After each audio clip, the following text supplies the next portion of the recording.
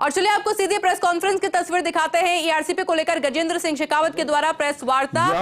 उसमें मध्य प्रदेश की एनओसी उसमें लेकर के आप भेजें। यहां विशेष बात यह है कि उस समय में मध्य प्रदेश में भी कांग्रेस की सरकार थी और राजस्थान में भी कांग्रेस की सरकार थी।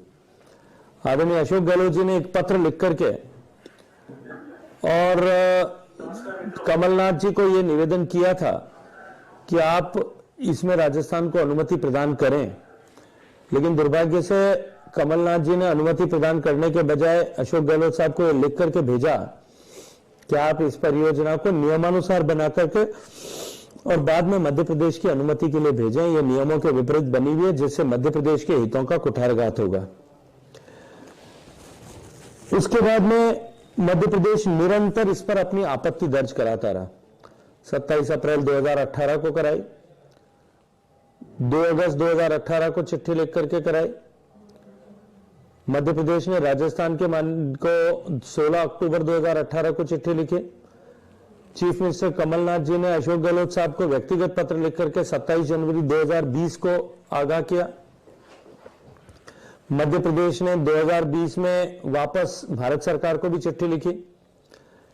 माननीय शिवराज सिंह जी ने, मध्य प्रदेश के माननीय मुख्यमंत्री जी ने अप्रैल 2022 में फिर चिट्ठी में लिख करके अपना विरोध इस पर दर्ज कराया। अशोक गहलोत साहब की सरकार बजाय इसके कि इसको दुरुस्त करती या मध्य प्रदेश के साथ बैठ करके समझौता करती, इसको राजनीतिक हथियार के रूप में उपयोग करना उन्होंने तय किया। और उसके चलते उन्होंने बार बार पॉलिटिकल स्टेटमेंट दिए। भारत सरकार को मुझे व्यक्तिगत रूप से इसमें दोषी ठहराने की कोशिश की, मुझे नकारा, निकम्मा, ऐसे कैसे कितने अनेक तरह के आभूषणों से आभूषित किया। माननीय प्रधानमंत्री जी के लिए भी जो है गैर जिम्मेदाराना टिप्पणी की। हमने निरंतर उसके लिए प्रयास जारी रखा। जब हालात में कोई परिवर्तन नहीं हो रहा था, तब मैंने एक दिन माननीय प्रधानमंत्री जी से मार्गदर्शन लिया कि हमको इस दिशा में क्या करना चाहिए। तब माननीय प्रधानमंत्री जी ने मुझे कहा कि आउट ऑफ बॉक्स कुछ थिंकिंग करो। हमने देश के सीनियर हाइड्रोलॉजिस्ट को बिठाया, मध्य प्रदेश और राजस्थान के कुछ अधिकारियों और सेवानिवृत्त अधिकारियों का जिनकी इस विषय में योग्यता थी, अनुभव था, अध्ययन था, उनको बिठाया और 3 दिन तक लगातार इस पर विचार विमर्श किया। और उस विचार विमर्श के बाद में यह तय हुआ कि ईस्टर्न राजस्थान कैनाल प्रोजेक्ट जो राजस्थान ने प्रस्तावित किया था और पार्वती कालीसिंध चंबल परियोजना जो पहले बनाई गई थी, इन दोनों को मिला करके एक नदी जोड़ने का प्रकल्प बनाया जा सकता है। उसका अध्ययन किया। जो नदी जोड़ने के ऊपर काम करने की जो टास्क फोर्स है, उस टास्क फोर्स ने इसको जो है रिवर इंटीग्रेशन के प्रोजेक्ट, नदी जोड़ने के प्रोजेक्ट के रूप में मान्यता दी। बाद में जो special committee of interlinkage of reverse बनी है सुप्रीम कोर्ट के निर्देश से, उसने इसको एक प्रायोरिटी लिंक के रूप में भी चिन्हित किया। और क्योंकि प्रायोरिटी लिंक के रूप में चिन्हित किया, उसके बाद में हमने दोनों राज्यों के साथ बैठ करके, दोनों राज्यों के अधिकारियों के साथ में बैठ करके, तकनीकी लोगों के साथ में बैठ करके इसको आगे बढ़ाने की दिशा में काम किया। दोनों राज्यों के एडिशनल चीफ सेक्रेटरी लेवल पर जब हमने चुनाव से पहले, विधानसभा चुनाव से पहले इस पर चर्चा की थी, सहमति बनाने की कोशिश की थी, तब अधिकारियों के स्तर पर तो इस पर सहमति बन गई थी, लेकिन राजस्थान के अधिकारियों का कहना था कि पॉलिटिकल क्लियरेंस इसको आगे बढ़ाने की हमें नहीं मिल पा रही है। मुख्यमंत्री जी निरंतर इसको एक राजनीतिक हथियार के रूप में उपयोग कर रहे थे। हमने कई बार आग्रह किया कि राजस्थान के लगभग इन 13 जिलों के 2 करोड़ लोगों के जीवन का आधार ये ईआरसीपी बनने वाली है। इनके प्यासे कंठों पर राजनीति करना पाप है। लाखों एकड़ जमीन जो इस योजना के माध्यम से सिंचाई हो सकती है, उस लाखों एकड़ जमीन के किसानों के अरमानों पर पानी फेरना भी अपने राजनीतिक लाभ के लिए पाप से कम कुछ नहीं है। लेकिन हार करके जब गहलोत साहब ने इस पर हां भरना स्वीकार नहीं किया, तब मैंने ईस्टर्न राजस्थान के सभी जिलों का दौरा किया, पत्रकार साथियों से बात की, अपने कार्यकर्ताओं से बात की, प्रबुद्धजनों से बात की और स्पष्टता के साथ में कि भारत सरकार की बनाई गई योजना से किस तरह से लाभ होगा, दोनों राज्यों को लाभ होगा। भारत सरकार के वित्त पोषण के चलते हुए राजस्थान और मध्य प्रदेश की सरकार को बहुत मामूली सा खर्च इसमें करना पड़ेगा और शीघ्रता के साथ में इस प्रोजेक्ट को पूरा किया जा सकता है। जब लोगों के विषय तक ये विषय पहुंचा और इस पर चर्चा प्रारंभ हुई तो तत्कालीन सरकार और सरकार के मुखिया बैकफुट पर आए और पूरे चुनाव में इस विषय को लेकर के वो कहीं बड़ा किसी तरह की रैली या कार्यक्रम भी नहीं कर पाए। उन्होंने अनेक यात्राएं भी घोषित की, लेकिन अंततः जनता के प्रतिरोध जो है दबाव के चलते हुए, प्रतिरोध के चलते हुए उन यात्राओं को भी स्थगित करना पड़ा। मैंने चुनाव के समय में भी घोषणा की थी, लोगों को भरोसा दिलाया था, परिवर्तन यात्रा के समय में भी लोगों को भरोसा दिलाया था कि इस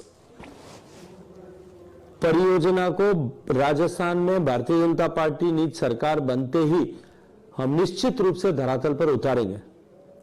और मुझे अत्यंत प्रसन्नता है कि कल पूर्वी राजस्थान के लोगों के घर एक स्वर्णिम सूर्योदय हुआ। मध्य प्रदेश और राजस्थान दोनों के माननीय मुख्यमंत्रियों के उपस्थिति में हमने बैठ करके इस मसौदे पर एक राय बनाई। दोनों राज्यों के माननीय मुख्यमंत्रियों ने भारत सरकार के साथ बैठकर एक ट्राइपार्टाइट त्रिपक्षीय समझौता पत्र पर हस्ताक्षर किया और उसके साथ ही जो नदी जोड़ने के प्रकल्प, उसकी श्रृंखला में एक दूसरी सफलता केन बेतवा के बाद में माननीय मोदी जी के नेतृत्व में काम करने वाली केंद्र सरकार को मिली है।